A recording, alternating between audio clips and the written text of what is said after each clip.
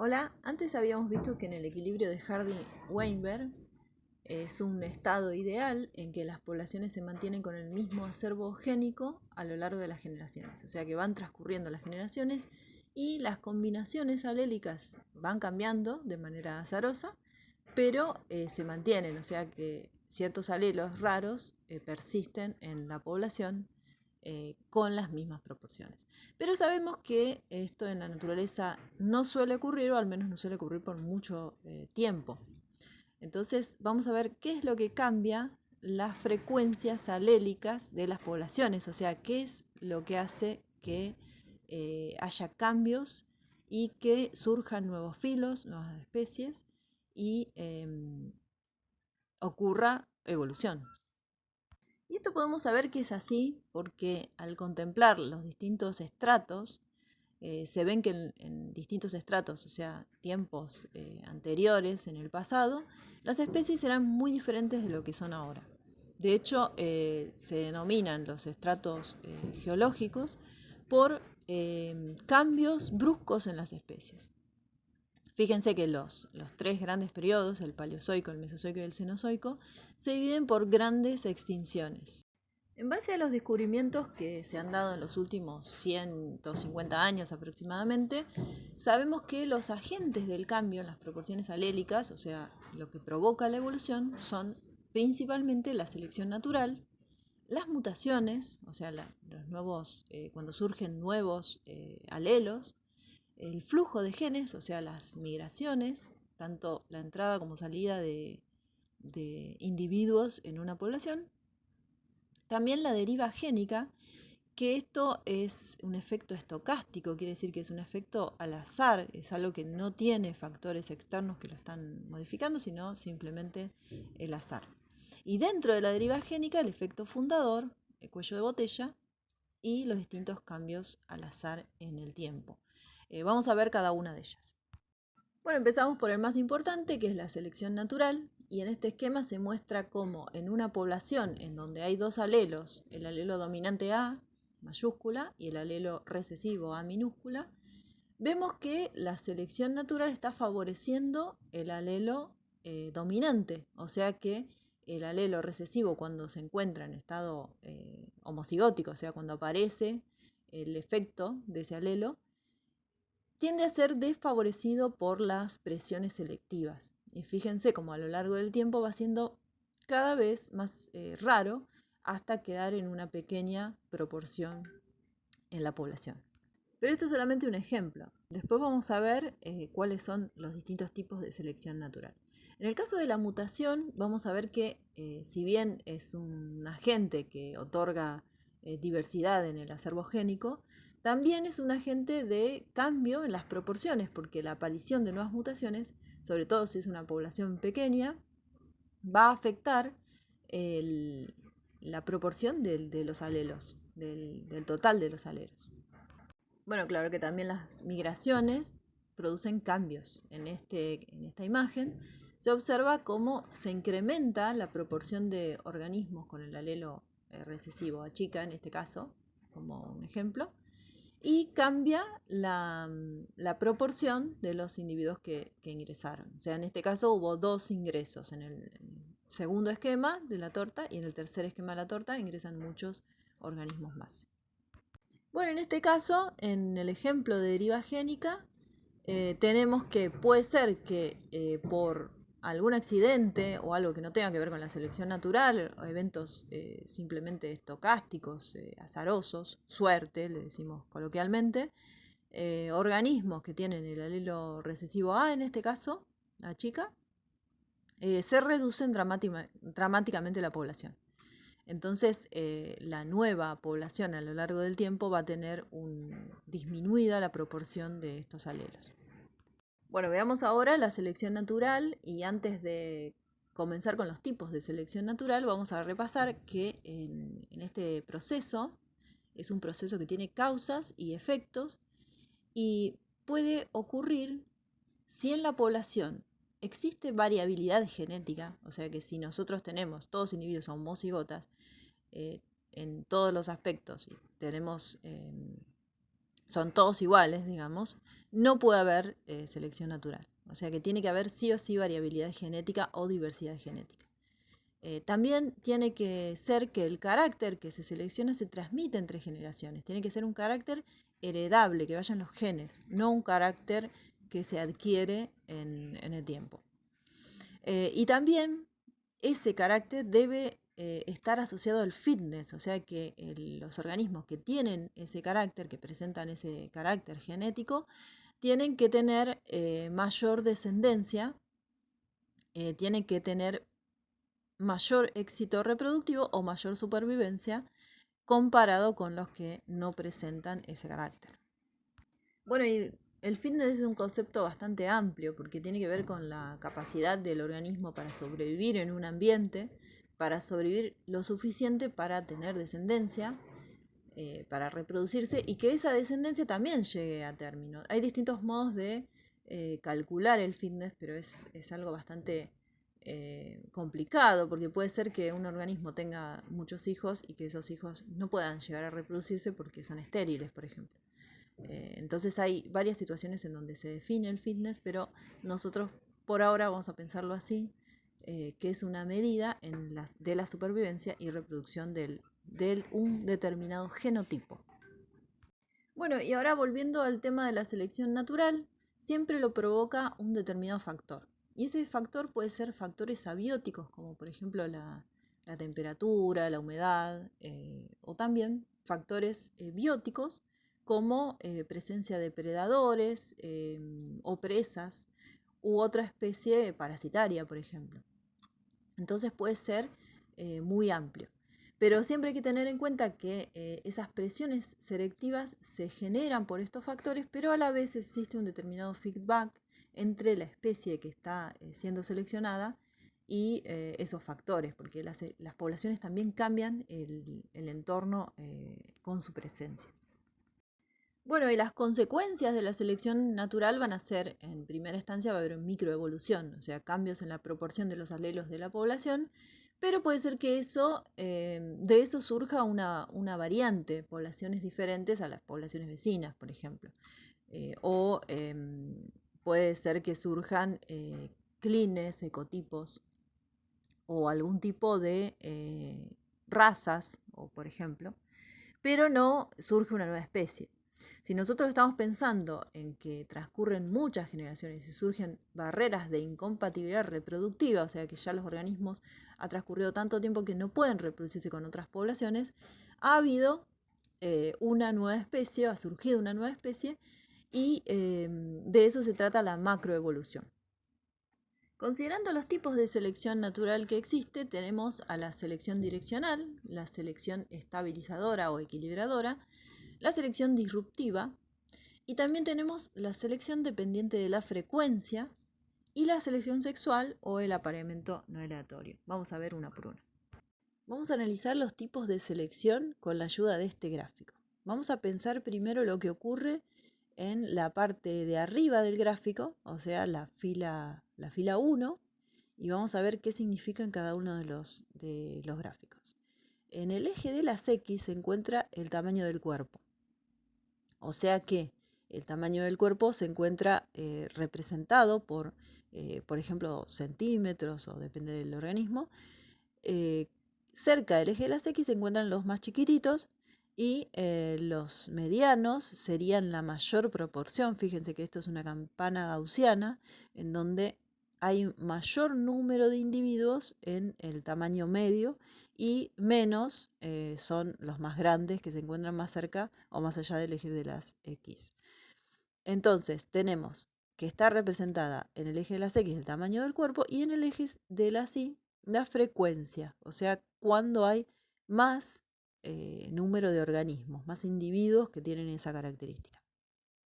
En el caso del fitness, o sea, vamos a la fila del medio, que representa fitness versus otra vez tamaño del cuerpo, encontramos que hay distintos fitness en los distintos tamaños de los organismos. Esto quiere decir que o viven más tiempo y eso les lleva a tener mayor descendencia, o directamente puede ser que las camadas que tengan estos organismos sean más grandes, de acuerdo al tamaño del cuerpo. Esté relacionada la característica tamaño del cuerpo, el fenotipo tamaño del cuerpo, con una consecuencia en la reproducción de los organismos.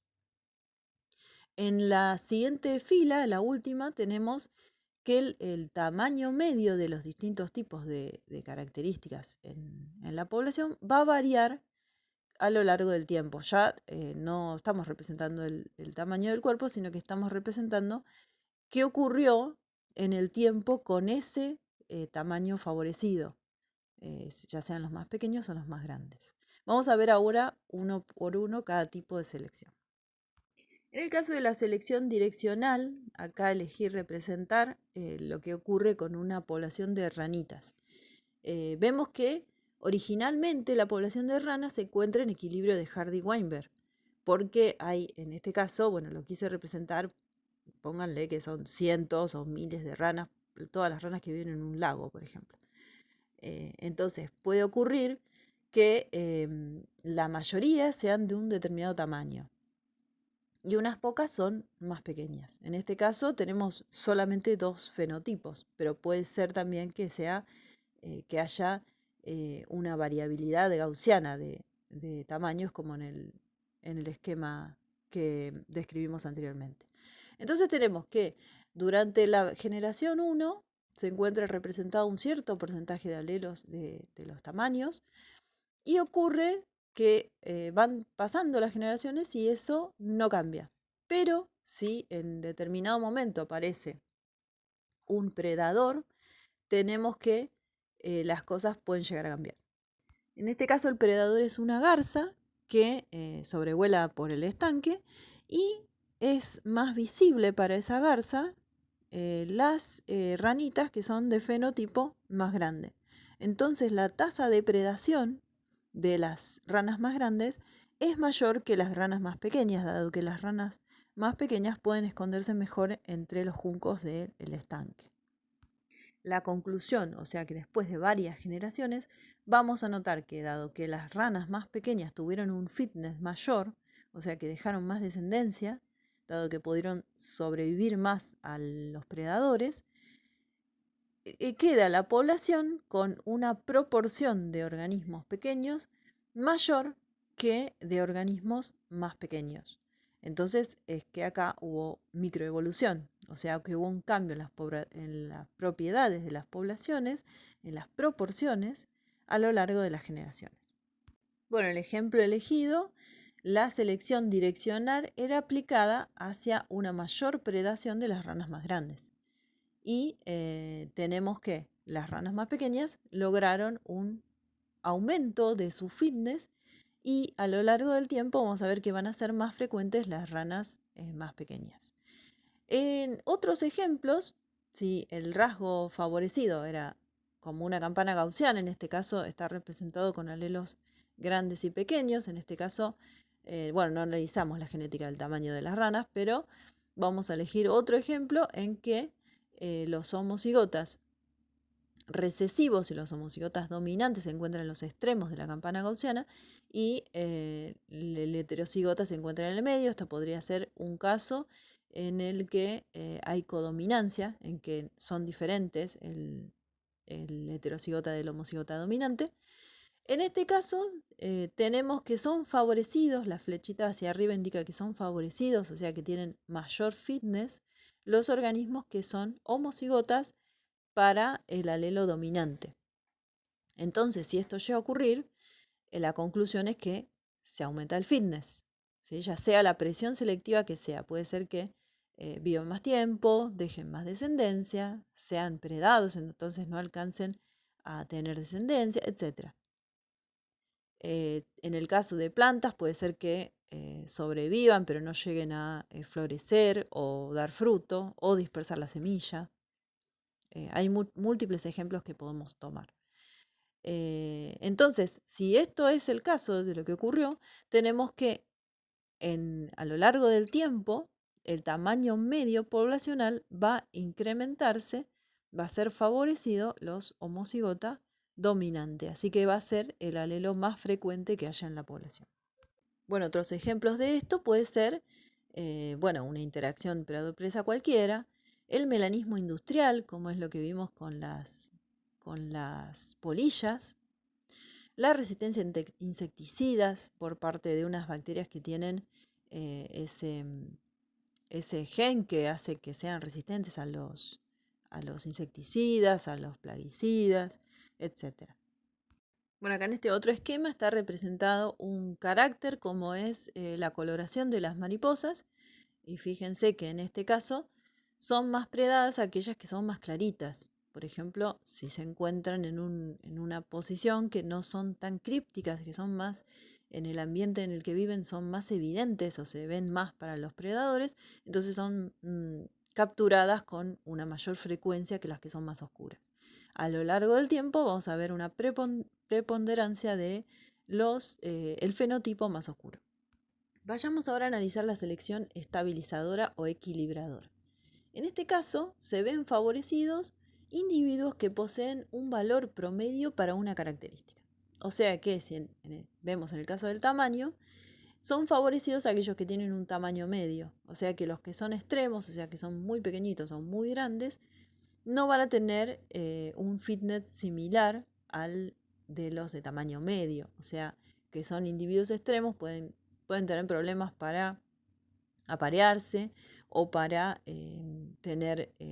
poner suficientes huevos, etc. Para citar más ejemplos de selección estabilizadora, podemos volver al ejemplo de la población de mariposas, en donde el fenotipo de coloración cambia a lo largo de las X en este esquema.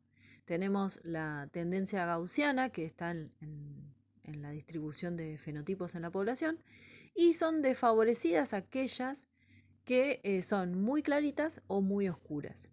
Imagínense que el medio ambiente, en este caso en donde son más crípticas, son las que tienen el carácter intermedio. Por lo tanto, el fitness será mayor y a lo largo del tiempo, a lo largo de las sucesivas generaciones, vamos a tener que se encuentran con mayor frecuencia y los extremos se encontraron desfavorecidos. Otro ejemplo de esto puede ser el tamaño de la nidada en los huevos de las aves. Si las aves ponen, por ejemplo, 3 huevos, pueden tener la oportunidad de alimentar esos 3 y que esos 3 sean pichones y dejen el nido y puedan volar. Pero si el tamaño es muy pequeño, tenemos que por ahí pueden, pero tenemos menor descendencia, por ejemplo, un solo descendiente. Pero si llegan a tener una nidada de un tamaño, por ejemplo, mayor, como de 6 huevos, puede que no les alcance el tiempo a alimentar a todos esos pichones, entonces el único que sobreviva sea uno solo, por ejemplo. Entonces el tamaño óptimo es favorecido y dejaría más descendencia. También se da en los mamíferos esto, en donde los que son fetos muy pequeños y nacen con bajo peso, tengan menos posibilidad de sobrevivir que los que son medianos. En el caso de los fetos muy grandes, puede ser que tengan problemas en el parto y tengan una probabilidad de no sobrevivir al parto. Por lo tanto, los favorecidos van a ser los de tamaños intermedios. Vamos a ver ahora el caso de la selección desorganizadora o disruptiva. Al contrario de lo que pasaba antes, en la selección disruptiva se ve desfavorecido el carácter intermedio de la población. Por lo tanto, los que tienen los caracteres extremos, como un tamaño corporal más pequeño o más grande, son favorecidos si tienen un fitness mayor, tienen mayor descendencia, y a lo largo del tiempo, con el transcurso de las generaciones, vamos a tener que tenemos 2 tipos poblacionales y pueden ser que sean 2 subpoblaciones en las que haya organismos pequeños y grandes, como el ejemplo que estábamos hablando. Tenemos que esto ocurre cuando determinados organismos se especializan en el uso de un recurso en un ambiente, pero de distinto recurso. Los más pequeños, en este caso, de un recurso, los más grandes de otro recurso. O un comportamiento, por ejemplo, diferente ante la presencia de un predador, como esconderse o enfrentarlo, si son más grandes y tienen la oportunidad. Entonces la especialización hace que diverjan las poblaciones a 2 subpoblaciones. En el ejemplo de la población de mariposas vemos que Las del medio son las desfavorecidas y acá se ve el incremento en la frecuencia de las subpoblaciones extremas, las más claritas y las más oscuras. Otro ejemplo de especialización que observó algo parecido Darwin en los pinzones de las Galápagos, en este caso, en los pinzones africanos ocurre algo similar, que es que según el alimento que consuman, se ven favorecidos los que tienen un pico más ancho o más estrecho. Otro caso interesante de selección disruptiva es lo que ocurre con la selección de estos machos, en este caso solamente los machos, de los salmones de esta especie. La forma de vida de esta especie es que nacen en el río, los huevos son depositados en el río y transcurren el tiempo de vida bajando río abajo hasta llegar al mar, y en el mar llegan a la madurez reproductiva, que es aproximadamente a los 3 años de edad. Entonces, las hembras hacen esto y a los 3 años de edad, cuando llegan a la madurez reproductiva, vuelven a subir por el río y dejan los huevos en el lugar en donde ellas nacieron. Entonces, esto lleva 3 años. Los machos suelen hacer lo mismo a los 3 años, tienen el tamaño similar a la hembra o un poquito más grandes porque suelen competir por fecundar esos huevos. La hembra pone los huevos y se va, y los machos a veces se enfrentan entre ellos para poder fecundar esos huevos. Entonces, los machos de 3 años hacen eso, pero resulta que hay machos que a los 2 años, o sea que todavía no están maduros corporalmente, pero sí son fértiles, o sea que alcanzan la madurez sexual más rápido que los otros grandes, pero son más pequeños. Entonces, la estrategia reproductiva de estos peces es subir por el río y meterse entre medio de los machos que están compitiendo por fecundar esos huevos y fecundarlos sin que los vean. Entonces los machos grandes no los ven como una competencia porque no los reconocen como miembros de la misma especie por justamente tener un tamaño menor. Vayamos ahora a otro tipo de selección, que es la selección dependiente de la frecuencia. A veces puede ocurrir que algunos predadores se forman una imagen de búsqueda de cierta presa, y esa presa puede ser una de las primeras que ya cazaron, y eso es por azar. Por ejemplo, algunos gatos pueden preferir alguna variante poblacional de algún tipo de pájaro y después siguen cazando la misma variante. Esto lleva a que la variante más común deje de serlo si los predadores se comportan de la misma manera, y pueden ser favorecidas las variantes que no son la más común. Entonces eso desequilibra la proporción de variantes en la población sin tener una presión selectiva fija, o sea que va cambiando a medida que vaya cambiando cuál es el alelo más común o la variante más común en el fenotipo. La selección dependiente de la frecuencia se da también en el mimetismo batesiano, o sea que en el caso del mimetismo, 2 o más especies son similares en apariencia, pero resulta que solo una tiene, por ejemplo, aguijón, veneno o otro mecanismo de defensa frente a los predadores. Entonces, otros organismos se ven favorecidos por la similitud ante el peligroso, digamos, pero no llevan esa peligrosidad. Pero resulta que esa variante solamente va a tener más éxito dependiendo de la frecuencia con la que se encuentren los organismos realmente peligrosos. Por ejemplo, en este caso tenemos a una especie de bombus, que son abejas coloniales, que pican, por supuesto. Tienen aguijones, las hembras tienen aguijones, como las hembras son obreras y pican. Pero fíjense, en este caso tenemos un sírfido, que es una mosca, que no tiene aguijón, pero semeja tanto en color como en forma al verdadero peligroso, en este caso el bombus. Así que solamente va a ser exitosa la presencia del sírfido, evaluando la población de moscas, si está presente en la población también este bombus. En este caso, los ojos, entre comillas, dibujados en las alas de la mariposa, también va a ser exitoso dependiendo si también existe ese predador que asuste a los posibles predadores de la mariposa. Acá hay otros ejemplos de larvas de mariposas que tienen caritas de serpientes. O sea que si está presente en el ambiente la serpiente, que suele ser peligrosa para algunos pájaros, los pájaros pueden creer que esas pequeñas larvas son serpientes, entonces las ahuyentan y no las consumen. Pero siempre va a ser dependiente de la frecuencia con la que se encuentren con las otras poblaciones de verdaderos peligrosos, digamos. Acá puse más ejemplos porque me resulta personalmente fascinante este tipo de mimetismo. Y podemos comparar el mimetismo batesiano, que es el que depende de la frecuencia, con el mimetismo mülleriano, que es en donde realmente un grupo de organismos desarrollaron la misma defensa por convergencia evolutiva. Esto lo vamos a ver de nuevo más adelante, pero en el caso de las moscas, parecen avispas, no tienen las defensas. La avispa sí. En el caso de la falsa coralillo, no es venenosa. La coral sí. En el caso de las monarcas y las virrey, ambas han desarrollado tóxicos en el cuerpo, por lo que son amargas, desagradables y descomponen a un posible predador que se las coma.